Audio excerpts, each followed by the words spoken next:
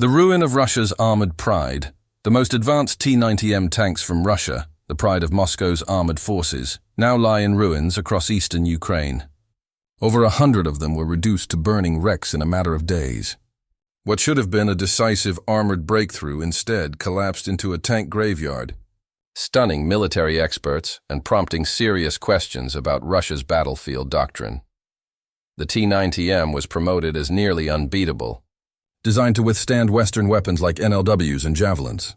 Yet these $4 million machines were outmatched on the open fields of Donetsk.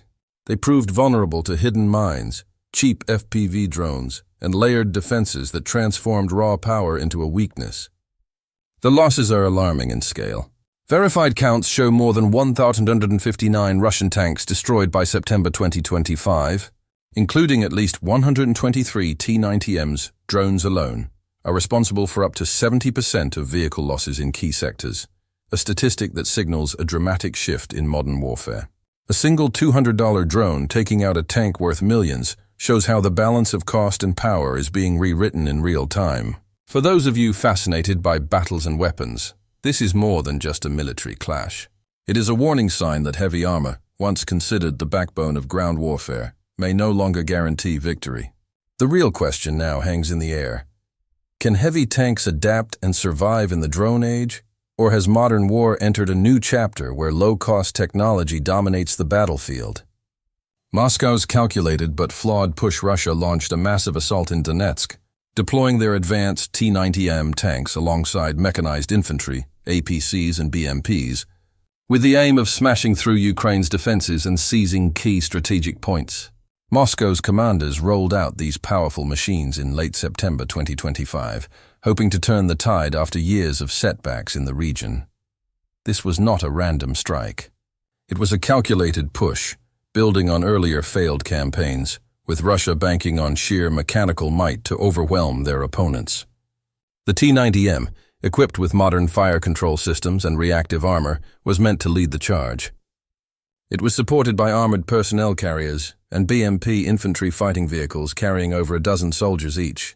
Russian planners believed this combination could punch through any obstacle, securing vital positions like those near Kupiansk, a critical supply hub. The propaganda of invincibility Moscow's confidence wasn't just about hardware. It was fueled by bold claims from their own media, which praised the T-90M as nearly invincible. It was reportedly designed to shrug off advanced Western missiles like NLWs and javelins. Russian outlets, such as TASS, highlighted the tank's thick armor and electronic countermeasures, portraying it as a game-changer that could survive the fiercest anti-tank systems. They showcased tests where the T-90M endured simulated missile strikes, suggesting it could dominate modern battlefields. This propaganda painted a picture of unstoppable power, intimidating foes and rallying domestic support. But it masked a deeper flaw in Russia's approach, an outdated playbook despite the hype.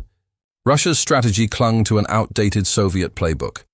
Send heavy tanks to break the line, then let infantry sweep in to hold ground. This tactic, rooted in Cold War doctrine, relied on overwhelming numbers instead of adaptability or precise intelligence. T-90M columns, often moving in predictable patterns, aimed to crush resistance through brute force, with APCs and BMPs providing cover for troops to exploit gaps. In one instance, a Russian column near Donetsk included over 20 vehicles, expecting to overrun Ukrainian positions in a single surge. But this approach ignored the realities of today's battlefield, where preparation and technology often trump raw strength. Western experts quickly spotted this weakness, warning that Russia was repeating costly mistakes from earlier 2022 and 2023 campaigns. Analysts from think tanks like the Center for Strategic and International Studies noted that Moscow's reliance on mass armor without robust counter-drone measures or reconnaissance left them vulnerable to Ukraine's evolving tactics. A 2025 BBC report highlighted how Russian commanders underestimated Ukraine's ability to adapt, assuming their numerical advantage would be enough to secure victory. This overconfidence set the stage for a brutal reality check, as Ukraine had already prepared a deadly response. The numbers tell a stark story. Over 22,000 pieces of equipment have been lost by Russia since the war began, with tanks like the T-90M making up a significant portion. According to Oryx's verified data, Moscow pushed hundreds of armored vehicles into Donetsk in 2025 alone, hoping to shift the momentum. Each failed assault, however, only added to the tally of wrecks. How could such a powerful force misjudge their enemy so badly? To understand why this offensive fell apart, let's turn to Ukraine's cunning preparations, which turned Donetsk into a trap for Russia's finest armor, Ukraine's cunning trap. A layered defense Ukraine turned Donetsk into a deadly trap for Russia's advancing forces. They used a smart, multi-layered defense system that combined constant surveillance, powerful Western-supplied weapons, and hidden explosives, surveillance and hidden kill zones. Their strategy started with reconnaissance drones buzzing tirelessly over the battlefield, mapping every possible approach route to create a detailed plan for striking enemy columns. These unmanned aerial vehicles, UAVs, operating around the clock, fed real-time data to commanders, ensuring no Russian move went unnoticed. Ukraine's forces used high-resolution footage to pinpoint tank formations near Kupiansk, allowing them to prepare precise counterattacks long before the enemy arrived. Beyond the skies, Ukraine's engineers had secretly planted anti-tank mines across key paths, turning open ground into a hidden death zone.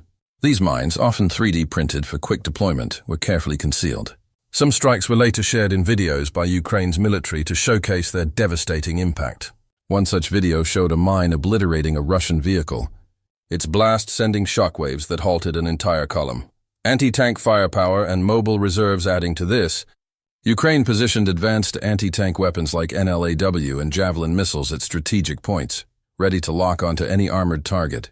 These systems, known for their fire-and-forget technology, allowed soldiers to hit tanks from kilometers away, crippling even the toughest armor. Precision artillery, including modern howitzers, was also preset to range shells on advancing forces, guided by drone intelligence to maximize damage. Ukraine's gunners used coordinates from UAVs to target a Russian convoy into Donetsk, destroying multiple vehicles before they could reach the front line. To bolster this setup, Western-supplied tanks like Abrams, Leopard 2, and Bradley vehicles stood ready as a mobile reserve, poised to counterattack when needed. Units like the 47th Mechanized Brigade relied on these machines, with the Bradley's rapid-fire cannons proving deadly against lighter Russian armor in recent clashes. This combination of artillery, missiles, mines, and drones created a seamless web, turning every Russian advance into a target-rich environment. Unlike traditional defenses that rely on static lines, Ukraine's approach was dynamic, blending careful planning with technology to outsmart a larger foe. The layered system meant that if one element failed, others would compensate, ensuring no gap could be exploited. If a tank dodged a mine, artillery could finish the job, or a javelin operator could still take it out. This setup wasn't improvised. It was the result of months of preparation, with Ukraine's military refining their tactics by adapting lessons from earlier battles. By September 2025, their defenses had become so effective that Russia lost over 22,000 pieces of equipment, including hundreds of tanks. According to Oryx's verified counts, drones alone accounted for 60–70% of Russian vehicle losses in some sectors, a testament to Ukraine's technological edge. As reported by the Royal United Services Institute in August 2025, this multi-layered strategy didn't just hold the line. It turned Donetsk into a graveyard for Russia's ambitions, punishing their reliance on brute force. Which part of this defense, mines, missiles, or drones, do you think is the real game-changer? The trap springs. Obliteration in minutes, Ukraine's layered defenses sprang into action, obliterating Russia's initial assault with a deadly combination of the fierce counterattacks of the 47th Mechanized Brigade, mines, and drones. As Russian forces rolled into Donetsk, a T-90M tank led the charge, firing rounds at Ukrainian positions. But a first-person view FPV drone swooped down, slamming into its turret with pinpoint accuracy.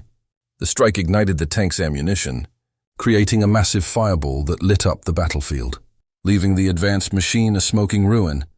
Moments later, another T-90M pushed forward, aiming to regain momentum. Yet, it rolled over a hidden mine, triggering an explosion so powerful it tore the vehicle apart. The blast scattered debris across the field, and the crew had no chance of survival, marking another costly loss for Moscow's armored spearhead. Then, a Russian armored personnel carrier, loaded with over a dozen soldiers, attempted to retreat after deploying troops, but it hit a concealed mine, erupting in a catastrophic blast. This destruction, confirmed by daily battlefield reports, wiped out the entire crew, crippling Russia's ability to support their infantry push. The 47th Mechanized Brigade seized the moment, launching a counterattack with Bradley fighting vehicles. Their rapid-fire cannons shredded enemy bunkers and trenches. Drones assisted, ensuring no safe retreat through the war-torn landscape by targeting Russian soldiers as they scattered. The chaos left Russian troops rattled. One soldier, isolated and out of options, threw down his weapon and surrendered to Ukrainian forces. Ukraine's swift response was a masterclass in coordination, blending ground assaults with drone strikes to maximize impact, not just about firepower. Each move was calculated, with the 47th Brigade exploiting the confusion caused by aerial attacks and mine explosions to dominate the fight. This early victory cost Russia dearly, with Oryx reporting over 1,059 tanks lost by September 2025, including dozens of T-90Ms in similar failed assaults. The psychological toll was equally brutal. Russian troops watching their lead tanks burn faced a sinking morale that made each step forward feel like a gamble. Ukraine's ability to turn an aggressive push into a disaster showed how tactics and technology could outmatch sheer numbers. If you're amazed by how Bradleys and drones flipped the script on Russia's tanks, drop a like and comment below. Which weapon do you think stole the show in this fight? Escalation and failure. With Russia's first wave in ruins, Moscow tried to hit back with air power, only to face the same deadly traps. Russia ramped up their assault, using helicopters and airstrikes to weaken Ukraine's defenses. But their efforts crashed against the same relentless traps, piling up more losses in a cycle of failure. After their initial armored push collapsed, Moscow shifted tactics, unleashing glide bombs from warplanes to soften Ukrainian positions before sending in fresh columns. These precision-guided munitions, dropped from high altitudes, aimed to blast through fortified lines, targeting command posts and bunkers. In Donetsk, attack helicopters armed with rockets swooped in to support tanks, hoping to clear paths for ground forces by hitting defensive strongpoints. Yet these choppers often became easy targets, as Ukraine's air defenses, including portable missile systems, locked onto them from miles away. Subsequent waves of armored vehicles, including APCs and BMPs, rolled forward, expecting air cover to ease their advance, but they met familiar obstacles.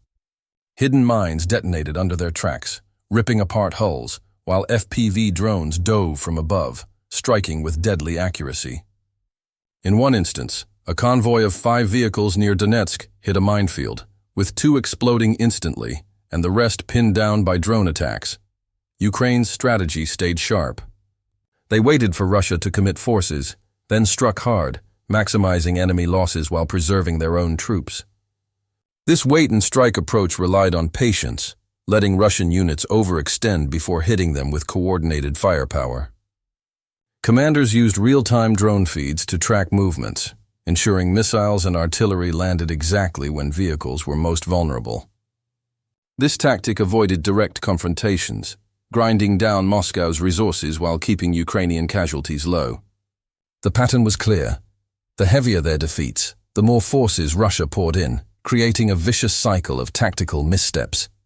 This relentless defense exposed Russia's inability to adapt, as their ground and air efforts failed to break through Ukraine's carefully planned barriers. The psychological blow was massive. Russian crews and pilots expecting to dominate faced constant threats from missiles and unseen drones, shaking their confidence. Ukraine's ability to counter air power with ground-based systems showed a shift in warfare, where even advanced aircraft struggled against agile, tech-driven defenses. With their planes and tanks failing, Russia turned to a desperate new tactic, hoping speed could succeed where strength could not. A desperate tactic. Crushed Russia turned to off-road motorcycles and quad bikes, hoping their speed would break through Ukraine's defenses. But relentless drone strikes crushed this desperate tactic, leaving entire units in ruins. With their airstrikes and tanks failing, Moscow's commanders rolled out a bold new plan, deploying fast-moving bikes to dodge mines and slip past fortified lines. These lightweight vehicles, loaded with anti-tank weapons and soldiers, aimed to outmaneuver Ukraine's traps by racing through Donetsk's rugged terrain. The idea was simple: move too quickly for drones to track, hit key positions, and disrupt Ukrainian control before heavier forces followed. Yet Ukraine's reconnaissance drones, hovering high above, spotted the bikes' dust trails from miles away, locking onto their movements with chilling precision. Agile FPV drones, armed with explosives, swooped down, striking the speeding vehicles with devastating accuracy, turning them into fiery wrecks. In one brutal clash near Bahadar in March 2025, Ukraine destroyed 15 motorcycles, killing 40 Russian soldiers in a matter of minutes. Drone footage captured the chaos. Russian troops scrambled for cover, diving under burning bikes or sprinting toward abandoned houses. Some hid in shallow trenches, clutching their weapons. But Ukraine's operators dropped bombs directly onto these shelters, wiping out entire squads. This relentless pursuit left no safe haven. Even those who reached ruined buildings faced cluster munitions that leveled their hiding spots. This tactic wasn't just about firepower. It showed Ukraine's ability to adapt, using cheap technology to neutralize Moscow's desperate innovations. Russia's bike units, meant to be a clever workaround, became easy targets. Their speed was useless against drones that could adjust in seconds. In another instance, a group of 8 bikes tried zigzagging to avoid detection, but Ukraine's operators tracked them, dropping explosives that left the vehicles twisted and smoldering. Russian soldiers expecting a swift breakthrough found themselves exposed, with drones buzzing overhead like inescapable hunters. The wreckage of bikes scattered across Donetsk's fields stood as a stark reminder: modern warfare rewards brains over brawn. This clash showed that even Russia's boldest ideas couldn't pierce Ukraine's layered shield, turning their last-ditch effort into another disaster. The future of warfare, with Russia's assaults collapsing, let's wrap up with the bigger picture. Exploring what this failure means for Moscow's war machine and the future of battle.